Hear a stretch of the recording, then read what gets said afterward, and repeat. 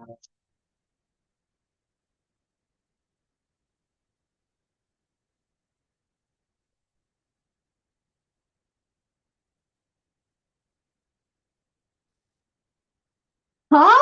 how are What's you? up? Good. What's going on? Oh, here we are. We are at episode 47 and it's April 10th. How are you tonight? I am doing well. How are you, Mary Amy? Are you refreshed and rejuvenated since you were just on vacation in Florida? How was that? Oh, I needed that. It's Yeah. so it's so strange to come back to your job in the Matrix, and it's a huge adjustment because it takes time to, I guess maybe 20, for everyone's different. Maybe it takes people 5 minutes, or maybe it takes them a day and a half to get adjusted to just letting go, which is what happened for me. I had a That's great good. time. Letting go is good. Letting go. It is. What's the wonderful saying? Let go and let God. Let go and let God. And you know what? It gave me time to reflect. Mm. And why do I do this podcast with you? And about intentions. What's my intention? What's my plan? What's my purpose? And really kind of getting back to being authentic and self-love and having compassion and helping others. And so I do this podcast to help others, to give suggestions, healing suggestions, to give information from guests that I don't have, to actually work with you and spend time with you because you're very good for me and you are a kind person. Well, And appreciate it. yeah, it's true. And so I believe that with good intentions, that's goodwill. And so it's interesting because I was sick throughout the winter, and then I wasn't feeling well, and I had mouth pain, and I thought it was a root canal or something, but it turned out that it was pain in my shoulder, and I must have pulled a muscle, and it went shot up to my mouth. And so it's Mm. interesting, like about clearing your energetic field, and I started doing that. I started looking up, you know how we read others? I was reading Mm. myself. So I go into my third eye and I investigate what's going on. And so I looked at what did my shoulder look like? And it looked like kind of brown. And I saw it almost was like not feathers, but kind of like feathers or cells, you could say. And I started energetically cleaning it away and trying to kind of help myself. And sometimes when you get so busy, you don't realize where you're at. Your normal kind of moves to the side, out of the middle. And so for me, that's been an obstacle. That's been an obstacle because to carry on and be my best, sometimes I have to like take a break and get away so that I can see kind of where I stand. How, Yeah, it's a good thing. What I like that you said is talking about it was a period of like reflecting, reflecting back on what was going, where the journey's going to, being very present and kind of taking that moment while you're present to say, where am I going? What past, has led me to this point. From this point, where am I going? And you can kind of look at all those different aspects of your life. And I think it's important at this point in time. And it's funny because this is kind of that segue going into the second quarter of the year. We've had that for, the new year, everyone's all excited, change, transition, whatever, whatever it's going to be for anyone out there, you, me, any of our listeners. And this is a good time going into that second quarter to kind of evaluate. Okay, so this was my intention for the year. Like, where am I? Because right now it's really early on to reposition, or you think about 2 points, or you think about the ship moving forward, but if you don't have a compass, if you don't have that direction, you slowly veer off, slowly veer off, slowly veer off, and where you wanted to be here, now you're all the way over here. You know what I mean? So it's a good time to reevaluate and look at those things, because if we need to implement any type of small change, now is when we can do it, so we don't veer off course too much. So yeah, I like that. I like talking about this being a period of reflecting. That's really cool. I like how that sounds. That resonates with me a lot.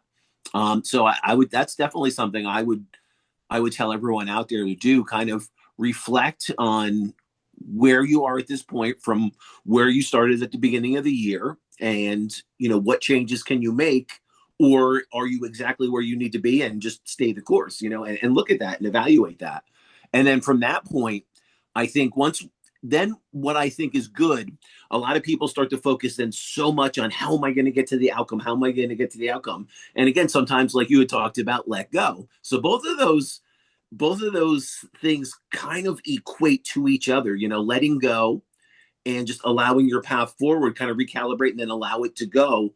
And then again, at the end of this second quarter, recalibrate if you need to, reevaluate and look back. And then it's those small steps that keep us on course for the year. And at the end of the year, I think the times where we make the biggest breakthroughs, the biggest strides in our life, it's when we could do that, and when we can kind of stay focused and move forward. And it's really easy right now. It's really easy to get scattered. It's really easy to focus in on the fear. It's really easy to focus in on the negative, because that's the stuff that screams the loudest. That's the stuff that's getting all the headlines. And we really have to make a conscious effort to not focus on those things. And again, reflect on our path and reflect on our journey. So yeah, that's good. I like that. It's about navigation. And Hmm. during the navigation, like there are going to be obstacles. It's about having a commitment, being disciplined, being conscientious. And this is not just about my intentions. This is about any kind of plan you formulate, right? And it's about how are you going to be driven? What's going to Yep. take you there? You could have a great idea.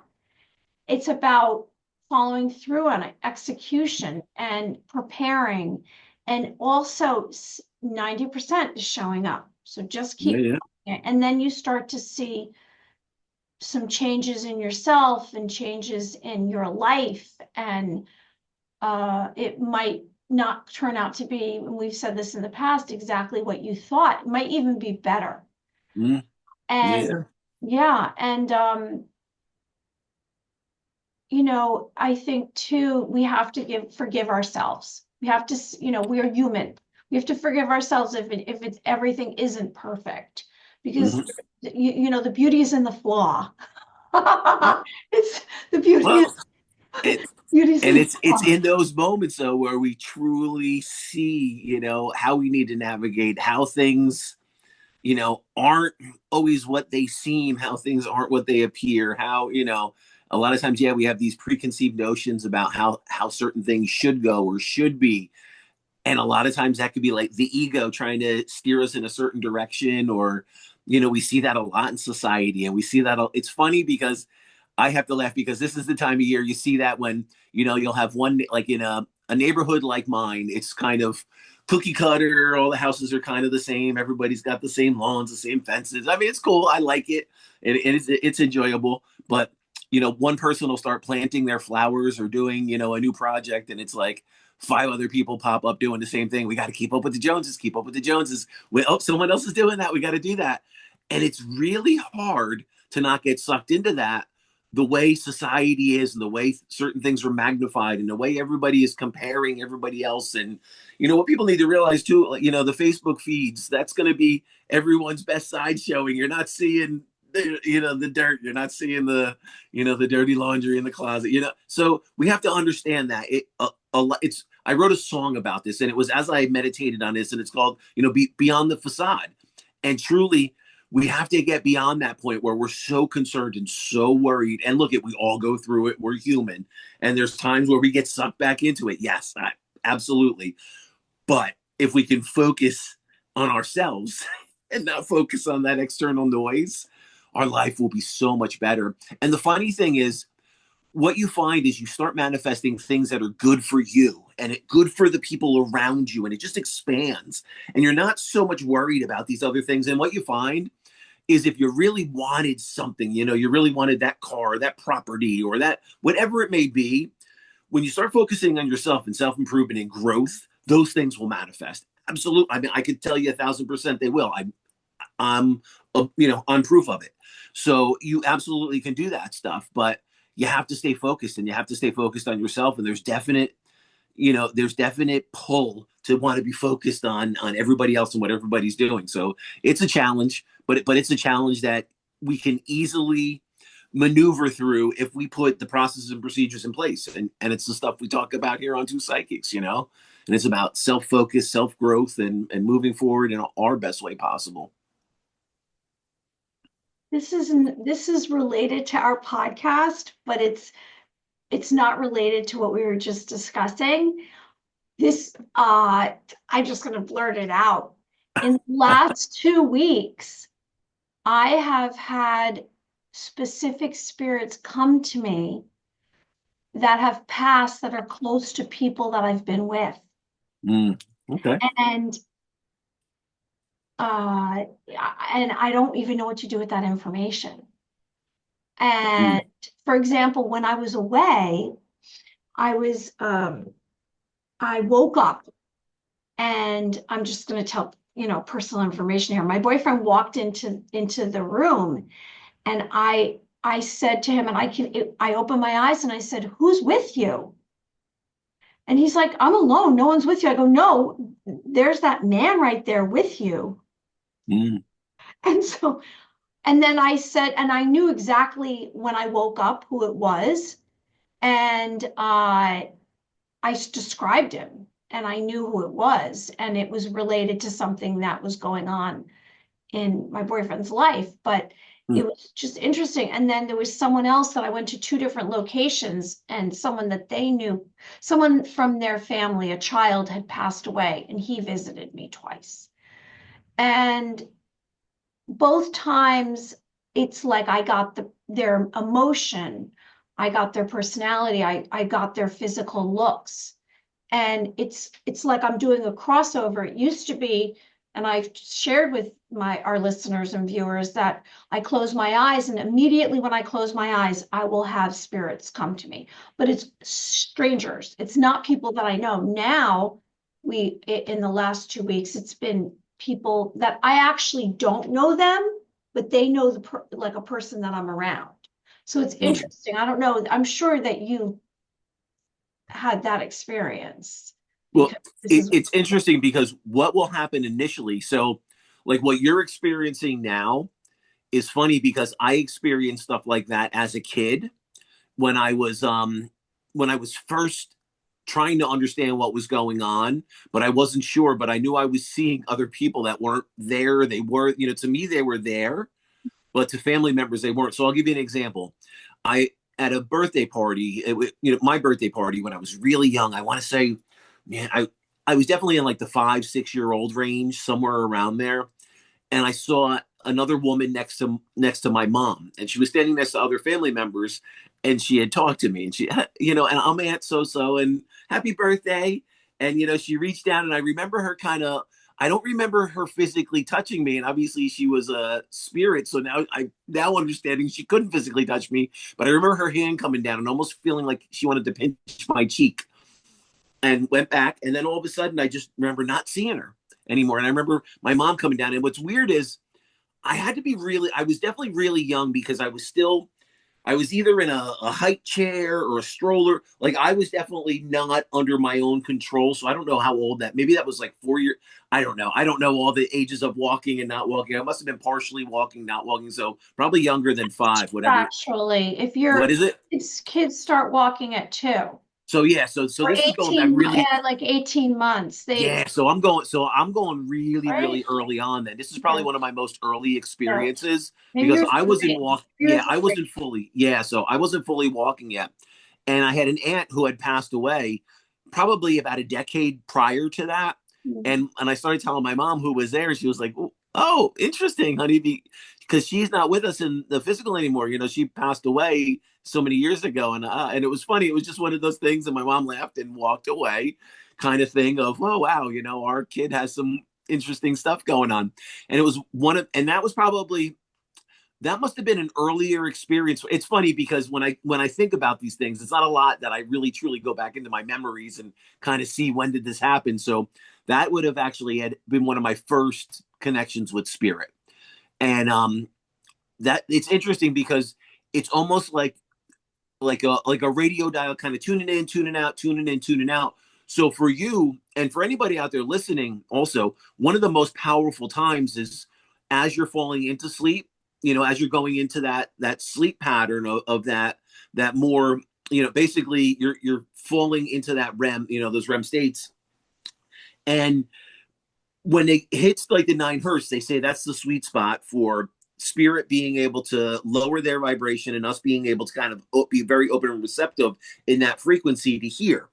So if that had happened while you were sleeping, or you're coming out of a sleep state where you're still a little out of it, and the rational thinking mind hasn't fully awoke and analyzed, the situation, you may have, that's kind of when that stuff will start happening. If it's not fully happening in dreamlike states, that's kind of the next step of it happening in and out of almost a dream state.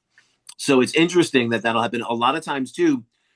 Like for people and their pets, what I'll find a lot of times, for some reason, when we're focused in on like writing or drawing or some type of art, in our peripheral vision, for some reason, I don't, it's almost as if the third eye and our physical sense of sight somehow blend, and our peripheral vision will absolutely be more receptive to picking up spirit and animals and animal energy.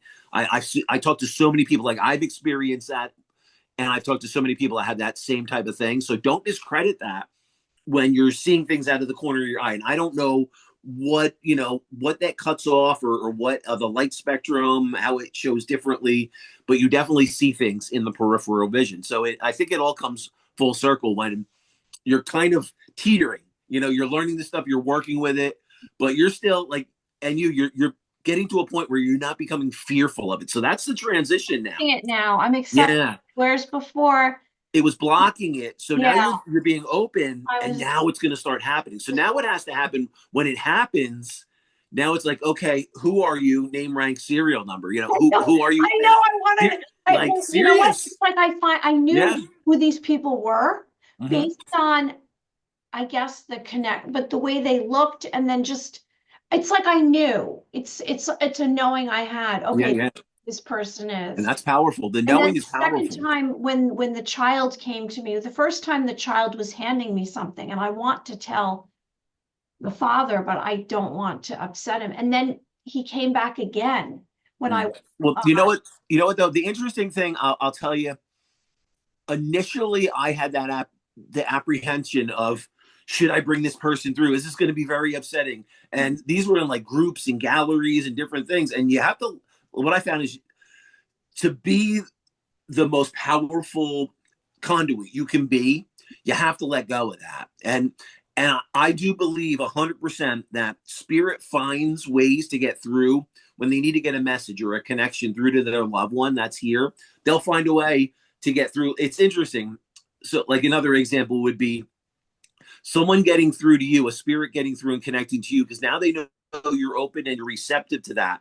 You can hear that you're starting to be able to communicate and understand them, and you have a platform where either you can talk about it, or the person that's in contact, with that they were in contact with here in the physical, that some way, shape, or form, they may put a situation in front of you, or a reconnection or something to get a message through to them, or there may be something deeply profound that you need to find out, but the only way for you to find out is somehow getting in contact or hearing from them or hearing about them or some connection, even if you don't want it. I always believe spirit, for whatever reason, comes through for the highest and best. And in a situation like that, when it's like connecting with whether it's a past close friend that you're no longer friends with, a past romantic connection, family, whoever it may be, it's weird. I do believe spirit will align, and they'll try to align things when the time is right. So even if we don't understand it, they do. And a lot of times we don't need to, let go and don't need to control the situation. But yeah, I think spirit somewhere around somebody else sees that you're an avenue or a conduit that can get the message through to their loved one here in the physical. And that's why it's happening like that. And okay. and I find that all the time. Like I'll have someone sitting with me that, just lost mom, 6 months ago, and is in deep grief over mom. And everybody but mom comes through. And the neighbor's son that passed will come through because they need to get a message through to their neighbor that, of a very particular thing. And I'll have really wild stuff like that come through in readings. And some of it, when I get, emails or people follow up and they tell me this is pretty crazy, but this happened, or I told the person, their son had come through, and that was an example. I did have a son come through of a neighbor, neighbor's friend, and it was really profound of how it happened and the evidence that came through with it. So spirit, it's funny how things happen, but things do happen for a reason. I know that I'm more accepting, and I Mm. realized where my fear came from, and I discovered it when we were talking one night here. And because I had two near-death experiences, Mm. and I was 2.5 the first time, and I was 6.5, or I was 6 the second time. When I've had spirit connect to me, it's reminiscent of the feeling that I had. I believe this, of dying or going to another place. And so I don't want to go there. That's the only thing I realize now, is that's why I wasn't accepting of it and fearful of it, is because it's about death. And I'm okay with death. However, I'm not ready. But now I realize that it's actually like a very light filled experience when these spirits come to me. Oh yeah. Feels very like I'm on a puffy cloud. I know that sounds silly, but it's this, I just feel very light. I feel it brings joy to me. There's nothing negative about it. And they're happy to make contact with me. So I'm ready for this, whatever it brings. I'm excited. And I can't wait till I have a fluid exchange between Mm. myself communicating Yeah, like, it's wild when it happens, and especially when it starts happening, because it's weird. It's almost like a faucet. Sometimes it'll come on really quick, sometimes it'll be very sporadic. And it's truly a beautiful thing when you start seeing, wow, there truly is life after death. There truly is another realm. And I'm having an interaction with a being from a higher realm that can now come back and show us, prove to us that the continuity of life exists beyond the physical body. And that's the thing. We have to. It's like an art. It's like learning. We talk about this we talk about this all the time. It's like an athlete or a musician, or kind of a combination of both. We're practicing our routines, our processes, our procedures. We're making sure we are balanced, we're grounded, we have an understanding of our energy, internal energies, external energies, the variables around that. I mean, there's so much that goes into it. So I don't want to make light of any of this, and I don't want to make light of anyone just out there trying to just dabble. And when people dabble or conjure or weird things, that's when weird stuff happens. And that's why I like to dispel. I'm not conjuring. It's No, no, just, no, not you. I'm just saying, I'm talking for people that are out there. Like, we have been doing this for a long time. You and I have a lot of practice working with energy, understanding energy, and having the foundation and the fundamentals there. So, like, for you, this has been a long time coming. You know what I mean? So for you, it's funny 10 because, years well, of well, me well, that's saying, the one thing. no, no, no, I don't want people out there thinking that it's like you just started doing this. We started a no, radio show. You started doing this, 2015. and Like, now you're like a medium. No, like, people have to understand this is a long process. It's a learning process. It's like getting a doctorate. It's like getting a PhD in spirituality, mediumship, psychic abilities. You really have to understand it, and when you understand it, it can turn into such a beautiful thing. And all the misconceptions and all the nonsense kind of washes away. And you find that this is just a beautiful interaction, and it can completely change your life. And I'm so glad that you're doing this, because literally, like, you were doing this stuff back when we met in New Wake Affair, and you were doing all the psychic readings, and you had your card layouts, and it was still, you were relying a lot on that stuff, and you were kind of teetering between. So it's a beautiful process to see unfold, and I'm very happy that you're kind of you're settling into it, which is I good. am, I am. and I, and it's a and we slow could be process. fearful, but see, that's the thing is, when we're fearful, it blocks it. Now you're allowing that fear to dissipate because there's nothing to be fearful of because you're doing it in the right way. You know what I mean? When we're doing it in the right way, then we have to understand we're doing this in a higher vibrational state, not a low vibrational state where the crap can try to interrupt, interfere, and we have there's a lot of a lot of low vibrating energy that resides in this earthly realm. And that's my thing is when people are out there doing this stuff, for anybody listening, just go through the basics and start understanding energy first before you really try messing with all the different types of energy, because it can completely deplete you if you don't know what you're doing. And you can absorb a lot of other people's energy. You can absorb negative energy. There's a lot that can go onto this, and you have to respect it, and it's something that we can truly learn to utilize for our highest best. Okay, so I've rambled on Right. enough about this. Okay, let's get on to, because we're gonna have our guests, so we have to get on. She and I had said 8 o'clock to her, but now it's probably we're gonna put her in the waiting room. All right, so everyone, hello. This is Two Psychics, episode 47, and it is April 10th, and our topic is folklore, and our guest is Vivyana, who's a dragon mystic, and I've known her, I don't know, maybe 6 years, and she's done quite a bit of um, holistic modalities. She's presently now calling herself a dragon mystic, and she's an oracle creator, an energy healer, spiritual mentor. I know her from the past. She's actually an expert on crystals. I mean, she has enormous, big, huge raw crystals. She's the author of Dragon Wisdom. Okay, so I'm gonna present her. I'm gonna send her into, let's see, Viviana entered the waiting room. Okay, so we'll just put her in there. And I'll send her a message because I want to give her, some info. I want to give everyone some information. Okay, so what is folklore? Folklore. And then we'll bring Viviana in. So I did a little research, and Michael always seems to just intuitively have all the answers. And I have to do all this like discovering and research, but he just is like, boop, I have all the answers. Okay. So what is folklore? And we all have heard of tales and legends and fables and fairy tales. There's what's called folk belief. There are rituals, ghost stories, ancient knowledge, narratives, traditions, and superstitions. Folklore is known as stories that are passed and preserved by word of mouth, generation to generation, and they became popular because a popular practice before there was this ability of everyone to receive information on the internet, or in other words, a way to keep information going was folklore. And you didn't have maybe you couldn't have a chance to write it down and send information as we do in today's world.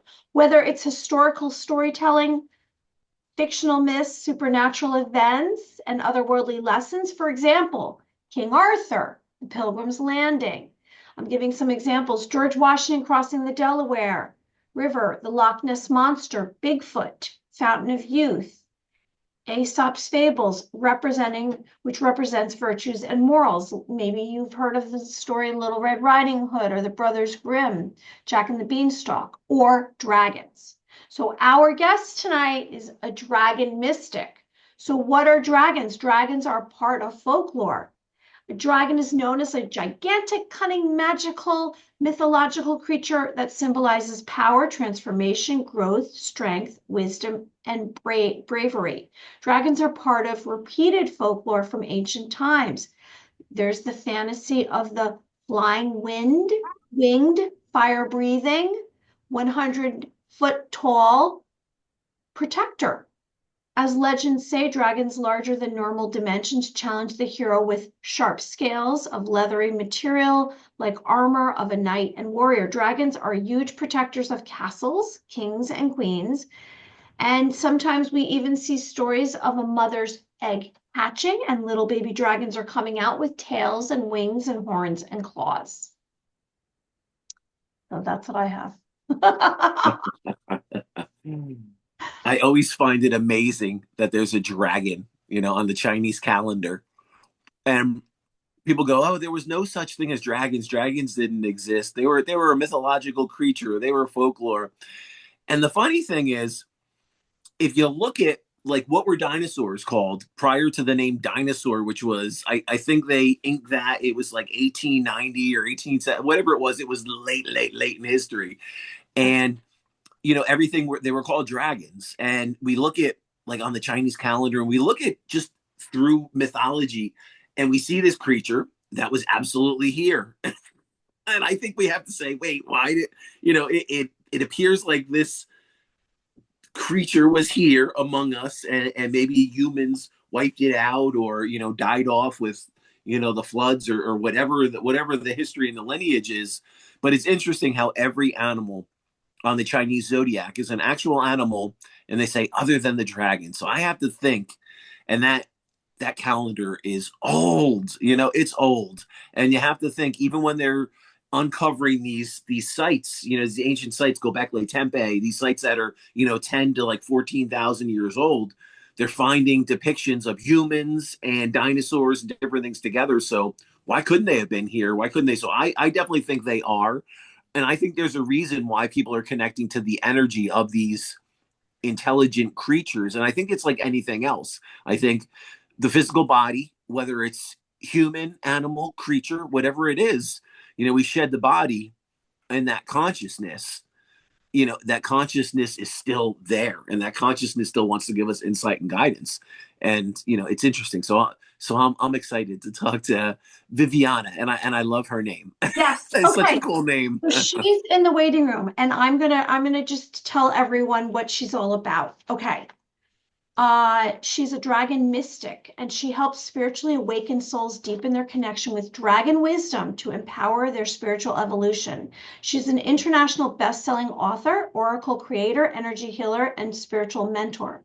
Her journey with dragons began on a sleepless summer night in 2023 when she met her first dragon spirit guide. This is interesting, isn't it? Asara. Since then, she's connected with over 100 dragons, channeling their empowering wisdom to support humanity's awakening. She is the author of Dragon Wisdom, a channeled book filled with their teachings. It's on the bestseller on Amazon, and is currently creating an accompanying oracle card deck. Through dragon guidance readings and dragon connection coaching, the helps others connect with their personal dragon spirit guides, unlocking deeper intuition, empowerment, and transformation. Now, everyone out there, you can find her book on the website, thedragonmystic.com. She's also on Facebook. It's under the name Vivyana 888. And I'm going to remind you before I bring her on that you can reach Michael Edley, evidential medium, at iofthespirits.com, and myself, maryamyofficial.com. Okay, let's bring her on. This is exciting. Okay, she's joining. Hi. Okay, we have to see your face. There we go. Hello. Diana, hello, how are you? Welcome to Two Psychics. Thank you. It's a pleasure to be here and to see Mary Amy again because it's been a little bit. It has been a little bit. You really helped me, and I want to share with. I mean, I was trying to figure out how long I've known you. Maybe I don't know. I don't know. It's got to be 6 or 7 years, maybe something. It's at least 2018. Oh, okay. And she had a website, the Metaphysical School, and Yes. I did how to be a light being. I did a video, and Yeah. she put that all together, and she had a lot of hosts and teachers and empaths and intuitives and mediums and all kind of practitioners. And she's from Canada. Oh, nice. So are we currently speaking to you while you're in Canada, or are Yeah. you in the Yeah, Oh, I live excellent. I Okay. live on the side of a mountain in British Columbia, Canada, about 10 minutes from the US border. So if you look out your window right now, is there snow everywhere or what? There was until last week. Ah, okay, okay. Now the snow is just on the north side of things. The south Nice. side, there's snow is pretty much gone, but the north side, there's a little bit still here. Ah, okay. All right. So we're breaking almost into I could get a little taste of spring here down in the Jersey Shore, so I'm looking forward to that. But it's interesting.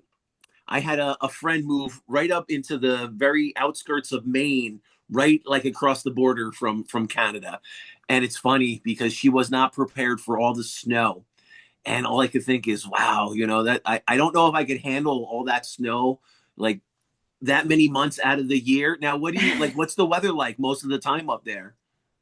Our winters are pretty mild compared to the Mm, rest of Canada. okay. We hover around the freezing mark, but where Mm. I live, it's a ski town. So we have a ski resort Oh, here. And nice. so we got 18 feet of snow this winter. It was lovely because last year our winter was pretty terrible for snow. And so everybody was really grateful that we got so much snow this year. And it's taking a little bit to melt because we got so much. But yeah, in the summer, our summers are, anywhere between okay, you guys are in Fahrenheit, so I have to do some let's calculations. let's let's Yeah. switch that around. Our summers are like between 80 and 95 degrees Fahrenheit, I think. Yeah, So, yeah, yeah, so, yeah. pretty comfortable. That's warm. That's Mary Amy's temperature. She likes that. I like warm She can weather. she can I be do. I'll take on the 95 beach all the roasting. time. That's cool. So one thing I always find fascinating with people that are involved in this type of work, when we're Hmm. energy healers, mediums, Hmm. psychics, all this general type of work. Now, being from Canada, were you raised in like a spiritual or a religious type of household, or like how did this journey unfold for you? Did you Oh get this at a no. young age, or? Oh no. When our town, the town that I grew up in, which is a very small kind of rural town in Canada, in Alberta, is very Catholic. So Mm, the school that I grew up in, the town that I grew up, there were no public schools. They were all Catholic schools. oh wow, okay. But Catholicism just did not resonate with me at a very early age. Mm, But no, the whole intuitive and spiritual side didn't happen for me. It happened a little bit as a late teenager. And then, what usually happens for, you know, a lot of people on a spiritual path is tragedy. mm, And so what happened with me when I was 18 is I turned off all of my intuitive abilities for reasons. I share them in my book. I usually don't share them in podcast interviews. But yeah, I turned all of my intuitive abilities off for 15 years. And during those 15 years, I was sick. I had migraines. I couldn't heal. Every time I had an injury, it took forever. I got sick all the time. And I realized much later when my intuitive awakening happened that that was because I was repressing this really big part of who I was, which was the intuitive part. And how the intuitive awakening happened was in 2009. I was in vet school and I had an incident with a horse and got a really bad back injury, and that back injury wouldn't heal. And I went to every single practitioner you could think of in Western medicine, like everyone, orthopedic surgeons and massage therapists and physios and everybody, and nobody could fix me. And finally, a friend of mine, after a year of not being able to walk and being on narcotics and prescription anti-inflammatories, he said, maybe, you could go see my energy healer. And at the time, like, I had 2 science degrees. I have a master's degree in neuroscience. And my friend's like, you should see my energy healer. And I'm like, okay. Like, I've got nothing left to lose at this point and nothing is getting better. So I went to see his friend, the energy healer, and her name is Jan. And she did a kind of a medley of modalities. She did crystal healing and quantum healing and body talk. And I remember at the end of the session, I was thinking to myself, that didn't really tell me anything that I didn't already know. but I really enjoyed the crystals because I had loved crystals as a child, and I've always loved crystals. And at the end of the session, she gave me one of the crystals that we'd work with during the session. And I loved it. And I went home and I slept with it in my hand. And when I woke up the next morning, all of my intuitive abilities and all my clairsenses were full blast, wide open. And I had no clue how to function in this new energetically oversensitive reality. Like my clairvoyance and clairsentience, clairaudience, all of them turned way up, and I was an empath with no skills. And so what I did was I put my science degree learned research skills to use, and I learned what I needed in order to function with these new abilities, this new clair senses that were wide open.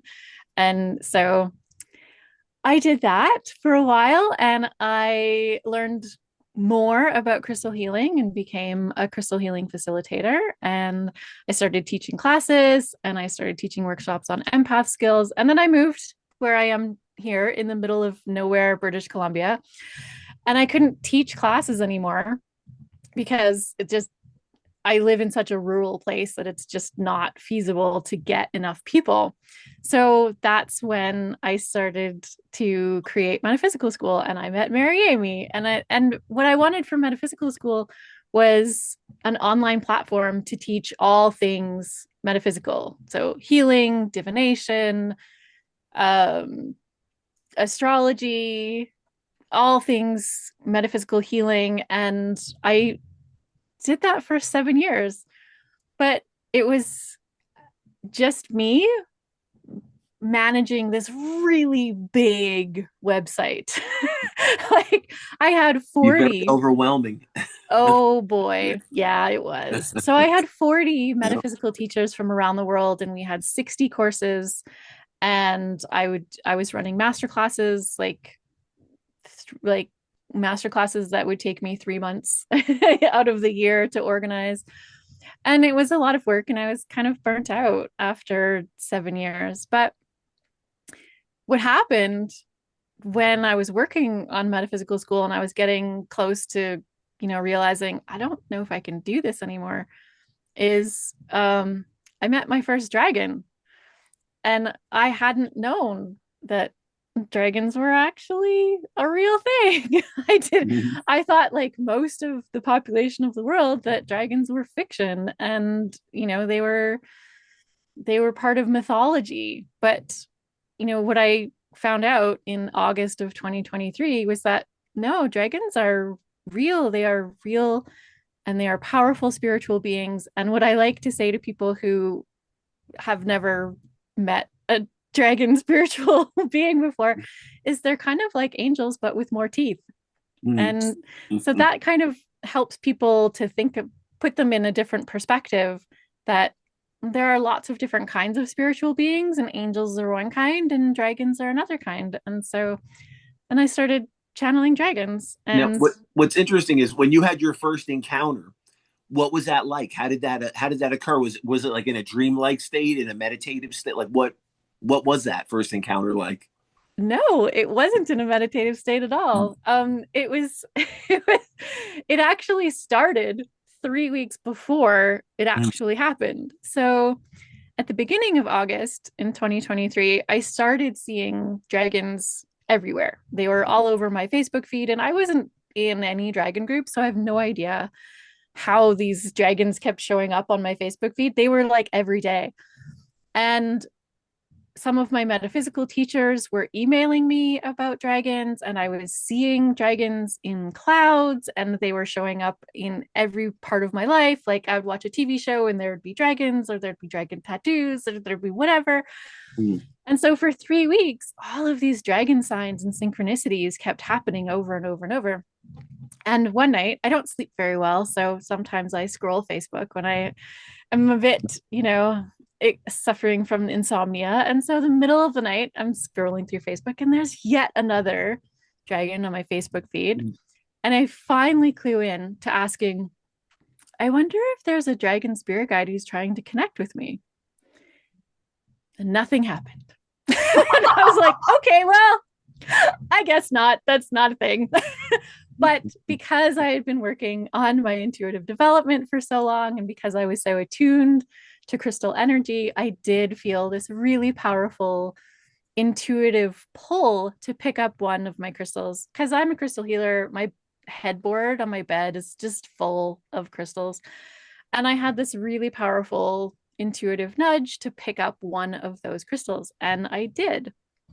And that crystal is a really tiny Priscelli bluestone. And I bring it to most of my interviews. And this is what it looks like. It's just this tiny little cream and green stone. But what's really cool about Priscelli bluestone is it's also known as Stonehenge stone. And it is the crystal that the inner ring of Stonehenge is made out of. And those stones are quarried from 200 miles away. And the big mystery is, how did those stones from the Preseli Hills make it to Stonehenge? But anyway, I pick up this crystal in my left hand, and that's when the really powerful and magical thing happened. I felt this really strong, powerful energy come out of the crystal and into my hand. And this energy went up my left arm and into my heart, and then from my heart, like up and down my body, from my head to my toes. And because I had been working on my intuitive development for so long, and I was pretty, clear with my intuitive energy, I knew that it was a spiritual being and that she was female. And I don't approach any of like energetic encounters with fear at all. I encounter them with curiosity. And so I asked this powerful being, hello, who are you? And she said, because I'm also clairaudient, I hear, I can hear her voice in my head. And she said, I am the dragon crystal guardian of Priscelli Bluestone. And I was like, dragon? That's a real thing? And then we, had this conversation, and she told me a little bit about dragon crystal guardians and how there's a dragon for each of Gaia's crystals. And I was like, that's kind of hard to believe, because there's a lot of crystals. There's a lot of different kinds of crystals on the earth. And she said to me, it matters not what you believe. But because I had shared that discernment with her, that I didn't just accept every word that she said to me, that I questioned her and that I practiced discernment, I think what happened was that increased her respect for me as my own sovereign being. And she decided to become my dragon spirit guide. And so she rests within me, above my heart, curled up. And, she's always there. And so I can talk to her whenever. And she is my wise guide. And we gave her a name. Her name's Ashara. She didn't actually have a name. A lot of dragons don't, actually. When I asked her, what am I supposed to call her? She said, I don't understand your human compulsion to name everything. And I was like, sorry, it's just a thing we humans do. We like to classify, and we like to name things. We like to differentiate things by a name. And so she, said, whatever, name me whatever. And I, because one of my gifts is also seeing soul auras, I kind of used the same procedure that I use figuring out the colors of soul auras that I did with her energy. And so I basically assigned syllables to the energy that I feel from her, and it turned out to be Ashara. And then what happened after that was another dragon connected with me. And it was a totally different kind of story. What happened with him was I could feel this male dragon presence, and that's all. I could just feel him. He didn't talk to me. He didn't interact with me. And so I was like, okay, well, you are welcome to, hang out with Ashara and I for as long as you want. And you are welcome to all of my thoughts and feelings and memories and the whole of who I am. And, and you're welcome to communicate whenever you want. And so he kind of hung out there for 2 weeks. And I was like, all right, I have this one dragon who likes to talk to me, and I have this other dragon who doesn't want to talk to me, and whatever. And so one day I was riding my motorcycle around our beautiful forest roads around where I live. And I love motorcycling. It brings me great joy. And because I was experiencing this joy, that's when this dragon suddenly got excited, wanted to talk to me. And he was like, hello, I'm the Dragon Crystal Guardian of Garnet in Japan. And I was like, okay. And so then we started talking, and he chose his name, Gar, for Garnet. Not very original, but that's what he chose. And so, he's not a dragon spirit guide who rests within me, but, he's part of my extended dragon family. And then what happened is more and more and more and more and more dragons started connecting with me. And so now I've connected with over 100 dragons, and I help other people connect with their dragon spirit guides. And I wrote a book about the messages that the Dragon Crystal Guardians want to share with people in order to help them progress with their spiritual evolution, both individually and as the human collective. And yeah, so now I decided to have another business where I share dragon readings, and I help connect people with their dragon spirit guides. And I'm developing a program called Dragon Empowered Spiritual Evolution, where I will kind of connect and amalgamate the lessons that I've learned throughout my spiritual journey and the wisdom of the dragons in a program to help people progress along their own spiritual evolution. That's pretty wild. One thing that comes to me that I find very interesting, looking at it from the perspective of a medium, is psychometry. I'm sure you're familiar with psychometry, energy of being imprinted into an object. Do you think that's similar to the dragon energy being imprinted, like certain dragon energy being imprinted into this certain crystal? If I want to connect, I can work with that crystal, that stone, the energy of that stone, and almost in that psychometry type connection, is that it? I can connect to their energy. Is that like one part of it? You can definitely connect with the Dragon Crystal Guardians through their crystal. Not, it's actually not all crystals have dragons. They're very specific. The crystals that the dragons guard are natural crystals that are grown from the earth.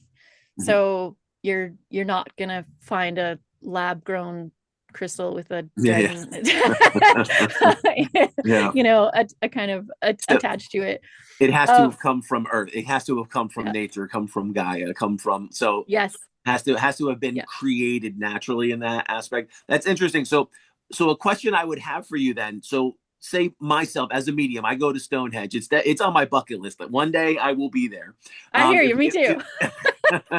So when we're there and we're all hanging out and we're doing our live video stream, and I put my hands on some of the stone, looking at like psychometry and connecting to the energy imprinted, do you feel that like that would be an easy way for me to kind of pull into the dragon energy, or pull into that, that particular dragon's auric field, or whatever it may be? Okay. Yeah, for sure. But in Avalon, where Stonehenge is, Glastonbury, there are lots and lots and lots and lots and lots of dragons. Yeah. So not just if you're open, once you open yourself to the frequency of dragon energy and they decide to connect with you, what usually happens is you will connect with lots and lots of different types of dragons. There are so many more. Yeah. So they're as prevalent as like you were talking about earlier, they're as prevalent as angels. And there's, an unbelievable amount. Okay. Yeah. Ridiculous. So for sure. Yeah, wow, that's pretty wild looking at it. I've never heard it explained in that way. So it's very interesting looking at it like that. Well, you can kind of think of it like collectives, right? Yeah. There are different dragon collectives. And so I am mostly connected with the Dragon Crystal Guardian collective, but there are so many more, right? Like you go to a mountain range and you can feel dragon energy. If dragons are connected there, you'll feel dragon energy just in the mountains. or you'll feel them in the water. And there are different types of dragons all over the earth, but there are also like dragons predate the earth. And so Mm. they're everywhere through the universe. There are galactic dragons, there are multidimensional dragons, and Mm.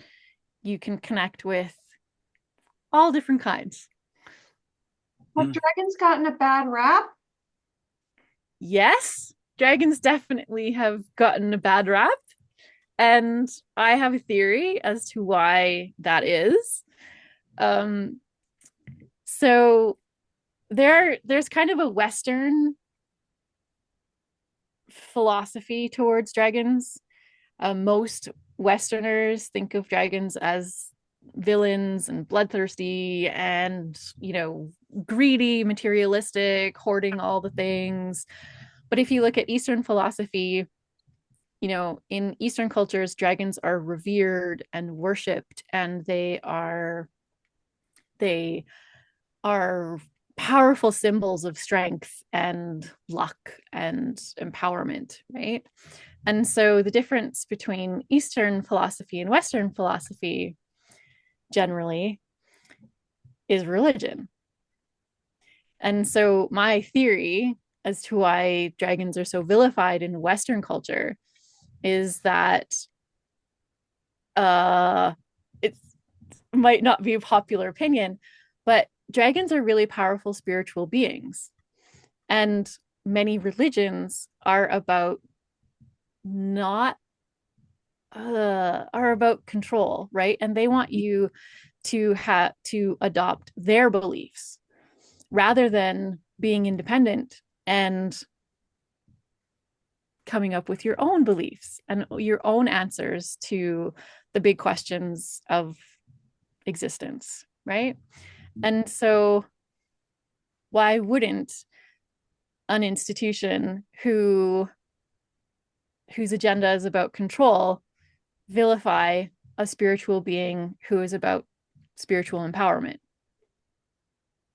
Well, our culture showed us through film and television and stories that they are to be feared because they are what you said, the villain. So it's been a way for them to tell us a narrative that they're not positive creatures. That's right. But the narrative predates television and movies, No, I'm right? I'm I'm aware. I'm actually I find this, for breath of fresh air because I didn't know this. It's very exciting to me. Can you see what they look like? Or For sure. oh, Yep. tell us. The first one. Tell us what the first one's name was. What was the Ashara. Shara? What So is most of the dragons that I connect with are very similar in color to the crystals that they guard. So Ashara is, you know, green and cream and black with like gold flecks to her. And but because I've connected with so many different types of dragons, they look different, right? Like there's kind of this philosophy of Western versus Eastern dragons, and it kind of matches what I've seen.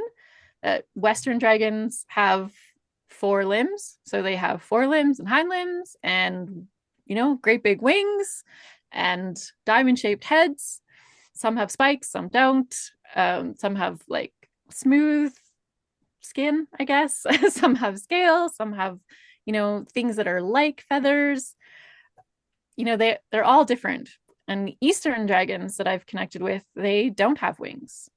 They, you know, kind of are more magical, I guess, and they still fly. They're spiritual beings. They can fly. Water dragons, one of the dragon crystal guardians that I've connected with, she's her name is, oh boy, Lara, and she is the dragon crystal guardian of Larimar. And she's sorry, I have the wrong name. Mara is Larimar. And she does not have wings. I asked her why she didn't have wings. And she said to me, because wings got in the way of swimming in the water, because Larimar is a crystal that is underwater in the Caribbean. And so dragons, they're like, just like people look different and angels look different, dragons look different too. Yeah, that makes sense. Uh, so are there any dragons that are alive now? You mean in like the physical being on Earth? Mhm. Not that I'm aware of. Not I'm that not we gonna know of say, right now. yeah, Not that we not know of that right we now. know of Ocean is But right very now. large. The ocean is so big and we haven't gone. There could be yeah, dragons living in the ocean now. Yep. I've yeah. also seen like YouTube videos of dragon-like creatures Mhm. that live in water. They don't have wings, but they live in water. But Mhm. you can also see um there's this one lizard that looks very much like a dragon, and so you can kind of think of that as dragon-like, Mm. if you will. So, do I know of any live dragons on Earth? No. Oh wait! I have to say there is one. If we, and it even is called dragon Komodo dragon, right? Komodo Yes. dragon, right? So we'll go that one. Okay. By default, we have one. I believe there is one. I believe there's dragons alive now. And there, I there sense, could be. There I definitely could sense be. there is. I sense there is. Cool. I, So Well, I haven't uh, met them yet. what and I'm that's why curious. you're okay. You go. You have the green line around your box on the screen. No, we're good. Um, I'm curious. Do you find that they align? Is it because I've always heard the rationale dragons aligning into like four categories, aligning with like the elements. Is there any like what's to that? What's the truth to that, or what is that? After I had connected with about 40 dragons and felt the different energy signatures between them, I realized that I could feel and differentiate 8 different kind of main Mm, types of energy. And so what I categorized them as the dragon energy archetypes. mm. And 4 of them are elemental Oh, and okay, 4 okay. of them are purpose based. Mm, interesting. And so, yes, I do feel like their their energy signatures though can be really powerful in one type of frequency. Like Mhm, there are dragons that are just grounding dragons, which relates to the element of earth. mhm, But there are much more complex dragons. The dragon that has the most energy archetypes to them has 6, mm. and Okay. that's Flash, and he's the dragon energy or the dragon crystal guardian of Spectralite. If you're familiar with Labradorite, Spectralite is like the gemmiest version Mm, of Labradorite. It comes from Finland. And so, yeah, dragons mm, absolutely have elemental energy to them, but it's more than that. And that's just what my, human brain and senses can differentiate in their signatures.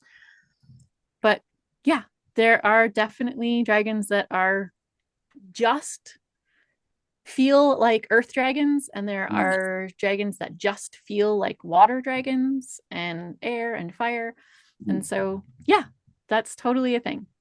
Okay, cool. Yeah, I thought it was, and that always kind of resonated with me. When people would talk about dragons, and I said, let since we have an expert, let's throw that out there and see. So yeah, it's interesting. That's a very interesting way of looking at it, and looking at it with the archetypes and just the dynamics that they can, the multiple variations that they can each hold. So it's interesting because it definitely gives me a different perspective of how to look at it, and it's interesting. That's really cool. Nice. Have you had any dreams related to the dragons and the crystals about your past life of living with dragons? Do you think that, you know how they say what came first? Did the crystals come to you and bring you so much wisdom to guide you to now, which is where you really were to begin with the dragons? That is a very interesting question. And I would have answered that question differently last year than I would this year. So as I've been on my spiritual and intuitive path, I didn't actually connect with any of my past lives until 2017, right before I started metaphysical school, actually. It took 7 years to get to that point. When I actually realized that past lives were actually a thing, because science background. Um, it took me about a year to realize that past lives were actually a thing. And then it took me another 6 years to actually get there and be able to connect and access some memories from my past lives. But two of the past lives that I know of were connected with dragons. The very first past life I ever had access to is my first incarnation on Earth, which was in Lemuria. And so I do feel like I have a Lemurian past. And there were lots and lots and lots of dragons in Lemuria. And they were alive. Like, they weren't just spirit, they were actually alive and they were there. But there's another past life that I kind of connected with, I think, several years after I first connected with my past life in Lemuria. And he is a druid. And his name is Ren. And I didn't know until sometime early this year that this past life of the druid Ren, he was connected with Ashara. Because I knew that he was connected with Priscilla Bluestone. And way before I had ever connected with Ashara. And so I don't know why it took so long to realize it, but one of the reasons why Ashara connected with me is because I have a past life that was connected with her already. Right. So the answer to your question is yes. I do have past lives that are connected with dragons, but I didn't know that until I had already developed this relationship with Ashara. I don't even remember how it came about, but it was like a year after I'd already connected with her. Did you have, okay, this is unrelated. Something about chocolate milk. Did you just drink some chocolate milk, or you have a thing for chocolate milk? No, I can't drink milk because I have a dairy sensitivity. Oh, 'cause I just for some reason was like, oh my God, I have this sensation. I have to have some chocolate milk. And I'm like, maybe I'm getting it from you. I don't think so, because it's not something that I get to indulge in anymore. Maybe. Are you craving hot chocolate? Hot chocolate, a No, milkshake? no, I don't even like drink chocolate milk. So I thought this is so not about me, but you have a dairy thing? Okay. Yeah, no, can't eat dairy. Maybe the dragon wants the chocolate. I don't know. Maybe. Wow. Now you're gonna create a deck of cards about with dragons? Yeah. So the Dragon Wisdom book that I wrote. Can you show it? Oh, yeah, I can. So it's currently available as an ebook because I haven't quite managed the figuring out how to do the print version. So this is the cover of my Dragon Wisdom book. It's called Dragon Wisdom: Quantum Leap Your Spiritual Evolution with the Dragon Crystal Guardians. And it includes 64 Dragon Crystal Guardian chapters. And I was originally going to create the Oracle card deck first. Every one of the Dragon Crystal Guardians that I've connected with has had a message to share with humanity.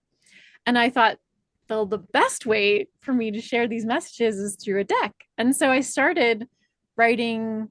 I created the whole deck in a spreadsheet, and it has all of the information for every dragon, including what they look like, where they are in the world, what their crystal is, what their message is, what their dragon energy archetypes are. And so I have this really big spreadsheet of the deck, and all I need is the artwork. That's it. That's the last thing. But when I started actually getting down to writing the guidebook for my deck, too much information was coming through that I was channeling to fit in a guidebook. And so what I decided was the actual book needed to be written first. And so even though my Oracle card deck was going to be first, and I started working on that originally, and I was even giving dragon guidance readings from this deck, it doesn't actually exist in the physical world, but it exists in this beautiful spreadsheet and now my book.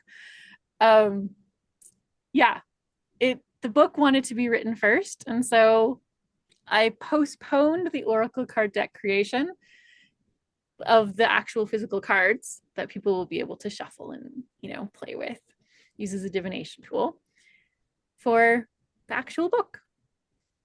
How long Isn't did it? oh, Oh no, I was going to say, isn't it funny how sometimes we have these preconceived notions of how certain things are going to go, how they should be, and spirit just intercedes and takes it into a different direction. And it's funny because Totally. Mary Amy had talked about that earlier about letting go, and that's one of those instances where I'm assuming you just let go and let that's the path that will be the flow. I was Yeah, I was yeah. certain that I was going to create this deck first. Like I had no Funny. intention of writing a book until January 2024. I knew I I kind of knew in November of 2023, after I'd been connected with dragons for a few months, 4 months or so, and I was connecting with more and more dragons, that there was going to be a deck. I didn't think about writing a book at all until January. And then it was like, oh, okay, I'm going to create this deck, and then I'm going to write this book, and then I'm going to create this program, and then all of the things, right? But no, the sequence of things that I thought was going to happen is just not the way that it happened. how long did it take for you to write the book? Because you don't seem like you ever stop. So did you um, like 2 weeks? You're like, done. no, it was more than 2 weeks. Okay, so from start to finish, from actually writing, like starting to write every day, I started at the beginning of August of 2024. So I hadn't even been connected with dragons for a year. It was 11 months. And I published the book on the very last day of the year of the dragon on January 28th. It took me 6 months, but the actual dragon chapters, just the 64 dragon chapters, took me 4 weeks. And that was it. So about 55,000 words of the book is the dragon chapters, and it took me 4 weeks. The introduction, which is my story, which is about spiritual evolution, which is about my transformation, my spiritual journey, who are the dragon crystal guardians, how do you read this book? The introduction took me 6 weeks to write. It took me 50% longer to write 1/5 of the book than the other 4/5. It was hard. The introduction was the hardest part to write, because I had to go through my journey and heal some wounds that I hadn't healed yet. And so after I wrote the introduction of my book, I got sick for the first time in 5 years because of all the emotional processing that I went through writing the introduction. And then the rest of that time was editing, sharing my book with beta readers, getting feedback, changing the book, figuring out how to format the book for ebook formatting, like publishing. And it's a totally different ballgame between ebook publishing and print publishing. And I self-published, right? So every step of the way I figured out by myself, and working on the cover, writing the book blurb, figuring out how to launch it on Amazon, all of the things. There are so many little pieces to launching a book. The whole thing took me 6 months. Congratulations. Thank you. As Mary Amy's processing all that, as she's going on the book writing journey I'm and in doing a that book right. process And you know what herself. I'm wondering? Nice. You said like being sick. I'm going through when I'm writing my book, it's stories about my life and different experiences I've had. And a lot of it's unpleasant. And I'm wondering if that's why I have this pain. I don't know what's going on. I wonder if the two are related now that you're saying this. I intuitively agree. Yeah. Like I was sick. Like 2 weeks. I barely got out of bed. And after that, like it was just all of the stuff that came up with revisiting those really hard parts of my life and my journey, right? Mm. And yeah, I got really sick. But I think there was a lot of catharsis in the writing and in the letting go. And my body just really needed a break after writing for 2.5 months and, revisiting the trauma. There's quite a bit of trauma in the introduction that, we get through to get to Oh my the dragon goodness. chapters. And it's interesting because that's one of the things, a lot of times you just hear psychologists, psychiatrists, they talk about writing down. In the process of writing it down, it allows you to go through that energetic block again. And that can be really hard. And I know for me, it's weird. One of the things that intuitively always comes to me, and it comes to me also for my clients, is when we're dealing with something like that. Yeah, writing it for whatever reason and putting it down on paper just allows you to process it in a different way. I think, unlike anything else, and it's very unique. And yeah, I would also have to agree with both of you. In that process, I think you could be really vulnerable, but in that vulnerability, it's where we find ourselves, and it's where those breakthroughs happen, and I think without that, I think it would be really hard to kind of get to a high achieving level or a high functioning manifesting level if we don't go through, that's a lot of that's in that dark night of the soul journey, and I know I've gone through that, and it sounds like, Viviana, it sounds like you've gone through that too, and in that, like, it was that awakening. And one thing I also have to say is I love your name, Viviana. Where is that? Like, what's interesting is every time I say your name, it's funny being a medium, and Mary Namie and we at this point we talk to our guests about mediumship and psychic stuff, but it's weird when I say that name. I'm drawn into like old female energy, like around your mom's side of the family or grandma or lineage. Like, were you named after somebody? Viviana is my dragon mystic name. It's not It, my given name. it's not your given name. It's weird No. because like that name, it resonates. So it's weird is I would definitely say there's like old lineage or old past life energy tied to that. And like it's weird though. It's weird when I connect to you and I say that name. I want to just connect to like the lineage of like the female, like your female heritage. So I don't know what there is in that, but it's really weird. Like I'm very drawn into like old grandmother. And what's very interesting too, I just have to ask you: is there some like do you have family or like grandma like Scotland, like Ireland, like in that area? Do you have family that stems from there? My maternal grandmother comes from Ireland and Scotland. Ah, interesting, interesting. I would definitely Yeah. say her energy is around you. And it's like it's funny because my medium dial, the mediumship dial is, it's always up a little bit, but I don't have it fully on. But the more I hear your voice and the more I focus in on your energy, I sense like that old grandmotherly energy. And it's funny because when I'm connecting to that connection on an energetic level, it always comes to me on my left side. So that's why I know Mhm. it's like great grandmother energy, and it's interesting because I think like I don't know if you know this, you might, but I do think you have a long line of like healers, practitioners. Even though it's funny because I think because of the Catholic upbringing, I don't think they talked about it, and I think it was pushed aside. But I definitely feel like maybe you know about it, but I do feel like I'm really drawn to talk about like grandma's psychic abilities or grandma's like intuitive abilities. Well, I wouldn't know. Oh, okay, okay. Neither, well, my maternal grandmother passed away when I was quite young. Mm, And, or my paternal grandmother, sorry, my maternal grandmother, she was very, very, very religious. it's funny. Yeah, Very. yeah. But my name, Vivyana, Mm, is actually my Lemurian name. It was my interesting. name in that first past life that I remembered and my first incarnation on earth. And What? so kind of how that came about was me choosing a new name was in January of 2024 I set the intention of writing a best-selling book sharing dragon wisdom. And I had no idea how it was going to happen, but I set the intention to do it.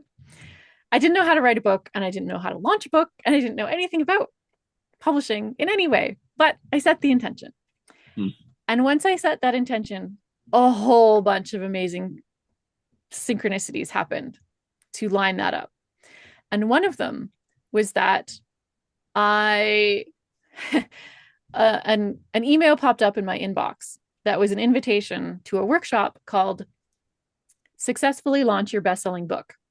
And it was like days after I set this intention. I'm like, clearly I need to go to that. So I went to that workshop and it was a panel.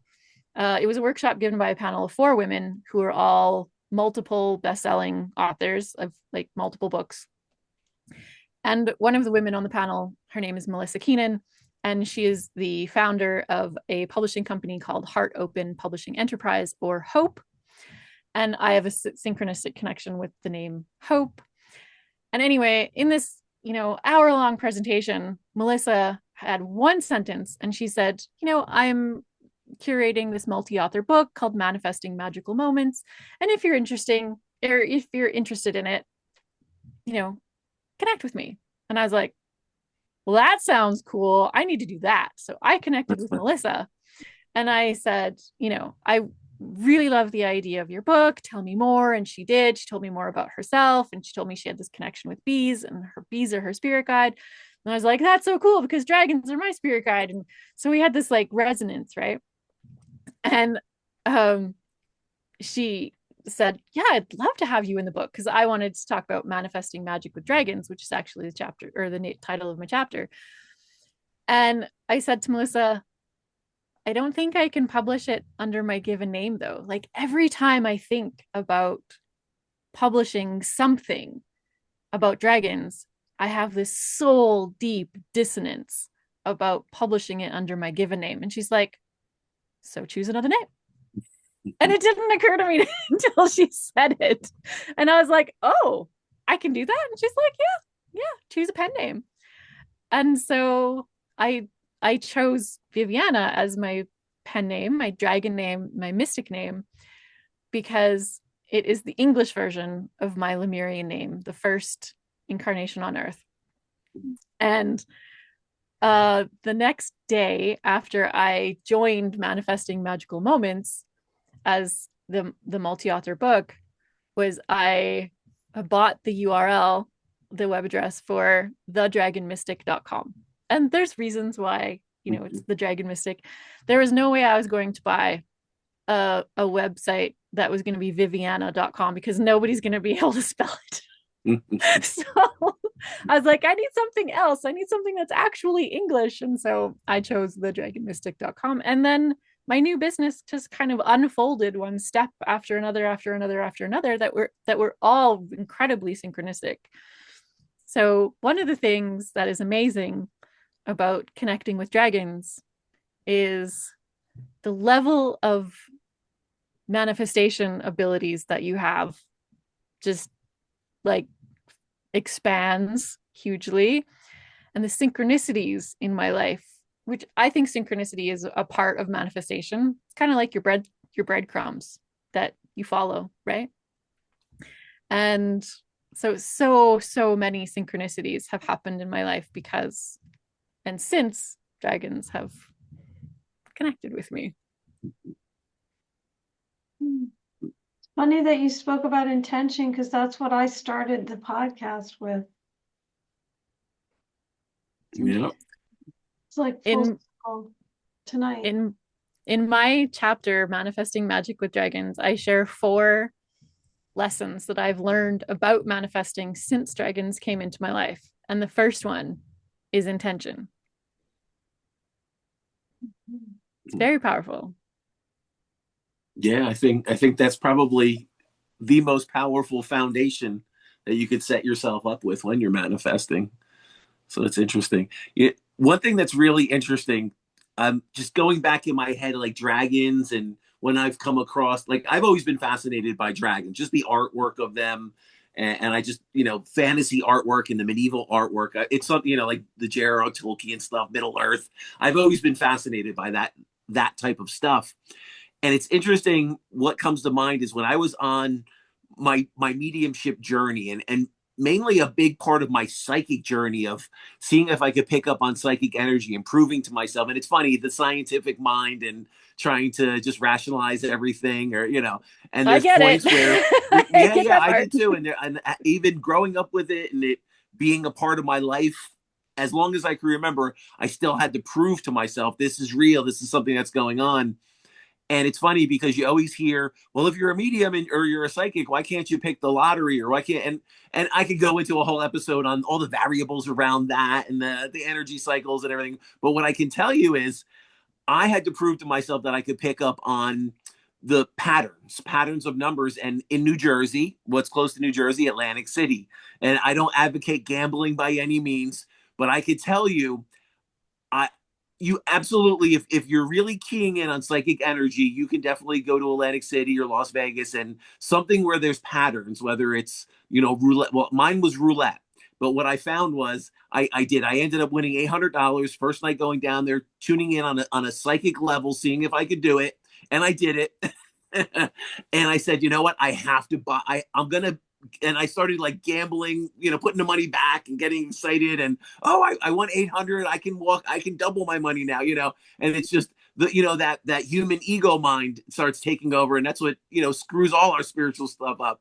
But getting back to the thing is, I said I have to go buy myself something that just reminds me that this happened and I did this and I keyed in, and I had other people with me, and I was like, this is what it's going to be, boom, betting on it. And I would feel the cycle, and it was really interesting. And I did that 4 times, and then I said, you know what, this is bad.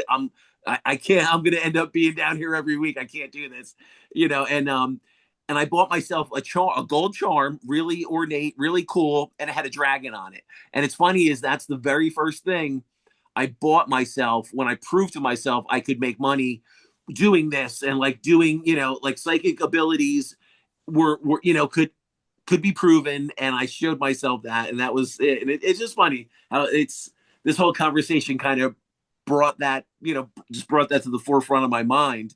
And it's interesting how you say you initially were just seeing dragons all over and you were very drawn to them. And it's interesting. Would you say that's something, like, what would be some of the factors that initially happen when someone's connecting or wants to connect or is opening to that dragon energy? If you could give our listeners 1 or 2 quick tips of what would that be?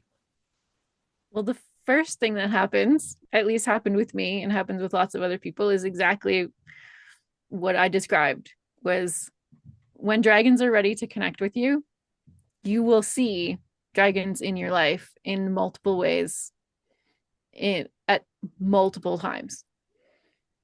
And so what's happening right now is what I call the Great Dragon Awakening, where humanity is at like a pivotal point in our spiritual evolution, and dragons are reconnecting with more and more humans.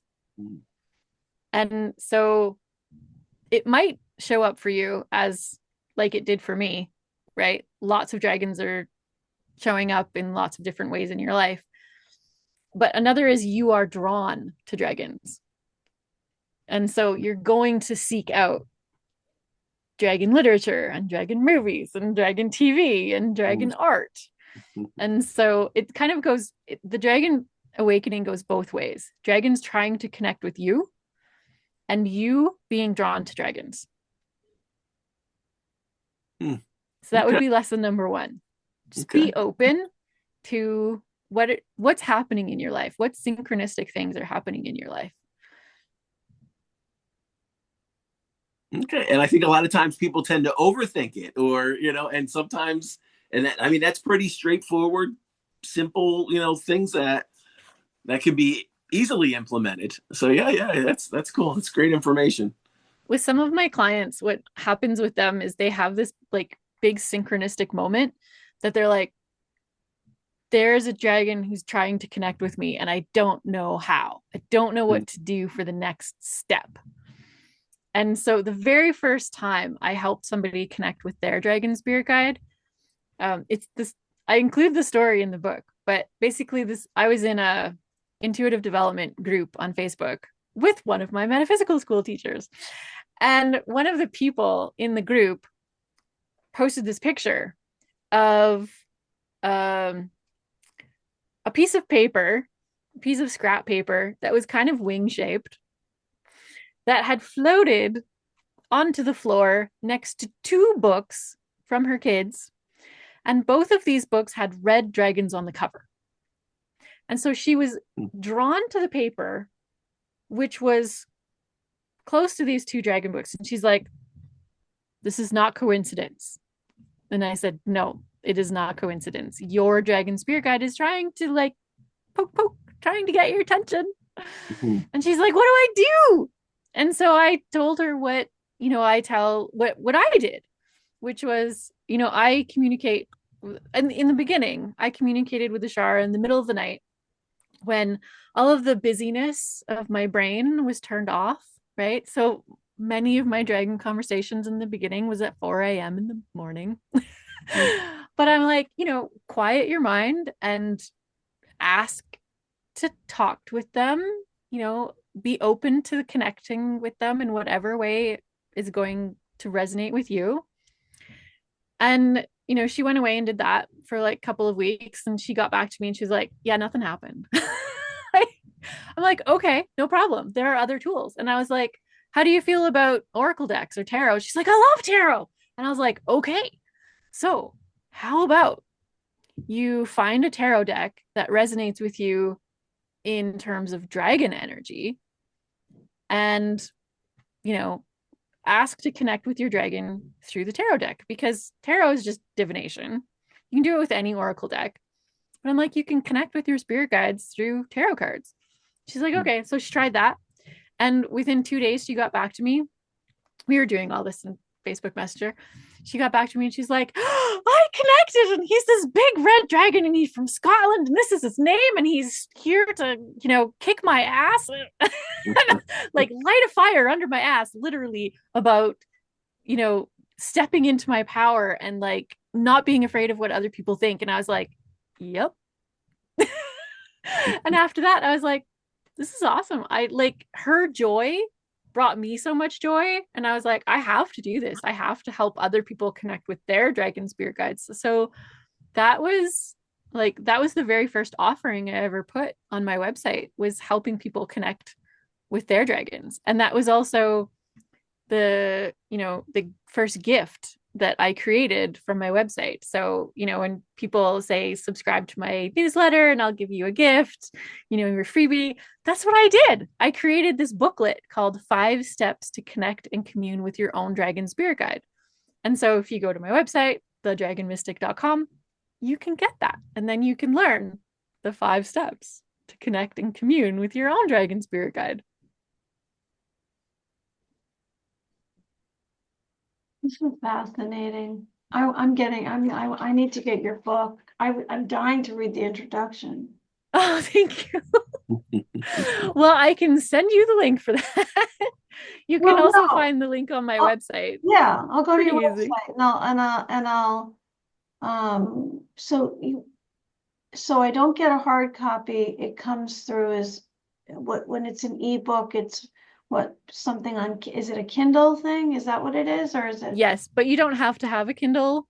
in order to read the ebook. You can purchase the ebook and then you can read it on a web browser on any device that you happen to have. The print book Mhm. will be available in like, you know, I want to say a month or two. So For the it's print book. coming. I'm a The print book very person. next thing that I'm working on. So after I launched the ebook, which I really desperately wanted to do in the Year of the Dragon and managed it on the very last day, um, I had all of these like back end business things that needed to be set up. And so I didn't have time to set up a lot of those things. And so that's what I've been doing since I launched my book. And I'm this close to finishing all of the things that I wanted to get done in my business before launching my book, actually.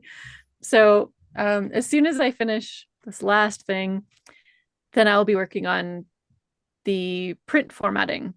And Okay. then my book will be more widely distributed. Right now, it's only available through Amazon, but once I get the print book done, I'm going to launch the ebook on the other platforms as well. So Apple Books and Google Play Playbooks and Kobo.